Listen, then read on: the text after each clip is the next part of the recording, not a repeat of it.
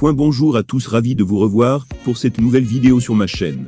À l'actualité d'aujourd'hui, nous parlerons des terribles secrets sur Koffi Olomidé, mais avant toute chose, veillez s'il vous plaît, participez au développement de la chaîne, en vous abonnant, et en cliquant sur la cloche de notification, pour ne pas manquer les prochaines vidéos. Après nous pouvons commencer. Antoine Christophe Agbepamimba, dit Koffi Olomidé, né le 13 juillet 1956, à Kisangani en République démocratique du Congo, est un auteur, compositeur, interprète et producteur congolais. Après des débuts, comme parolier pour divers musiciens de la scène congolaise, Antoine connaît un début de notoriété en 1977 avec Sinza, chanté en trio avec le feu Papa Wamba et King Kesté Nneya. S'ensuit une période creuse, avec des vinyles tels que Diva, Gobila, Henriquet ou encore Elle et moi. En 1986, il crée et dirige l'orchestre Quartier Latin International, qui l'accompagnera sur scène et sur la réalisation de ses albums. À partir de 1992, et qui verra notamment passer dans ses rangs de futures stars de la musique telles que Fally Ipupa.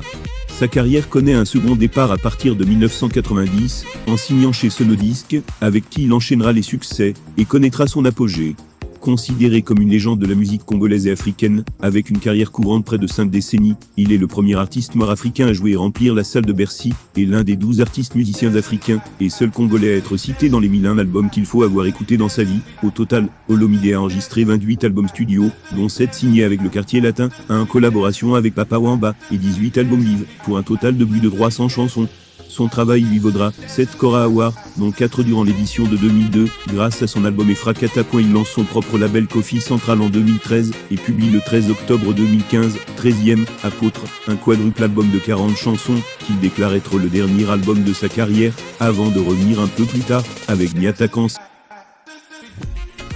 L'une des erreurs commises par Koffi Olomidé a été l'accusation à l'égard de ce dernier. La Cour d'appel de Versailles a demandé lundi 25 octobre de reconnaître coupable le chanteur franco-congolais Koffi Olomidé d'agression sexuelle sur 4 de ses anciennes danseuses. La Cour d'appel de Versailles a requis 8 ans de prison ferme lundi 25 octobre contre la star de la rumba congolaise, Koffi Olomidé.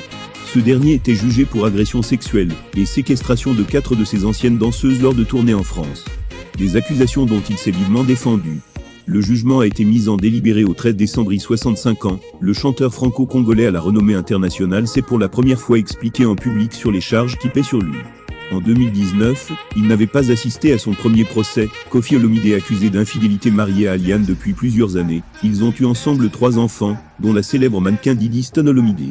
Étant un artiste de très haut niveau, on imagine que le mariage de Koffi Olomidé n'a pas toujours été un long fleuve tranquille. Il est d'ailleurs très difficile pour les célébrités de s'attendre d'éviter les scandales. Il y a quelques semaines, le grand Mopao avait en effet été éclaboussé par une affaire d'infidélité, qui lui a valu même une brouille publique avec sa fille. Dans une vidéo, on pouvait voir Koffi Olomidé embrasser l'artiste congolais Cindy, le cœur sur la joue. Une vie sensuelle, pendant que les deux étaient dans une voiture, avec la voix du Quadracoraman en fond sonore. La vidéo n'a pas laissé de place au doute, car les rumeurs d'une relation amoureuse ont toujours existé entre Cindy et son mentor du Quartier Latin.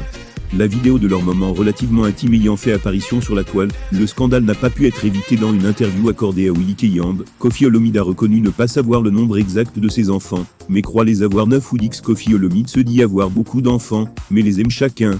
J'ai beaucoup d'enfants, mais j'aime chacun d'eux.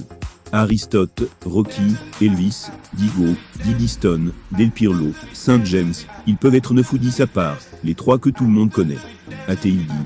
Koffi Olomidé s'est remarié avec Alia après son divorce, avec Mariam Makassol. Les enfants Didi Stone, Del Pirlo Morino et Saint James Rolls sont issus du mariage de Koffi avec sa deuxième femme Alia.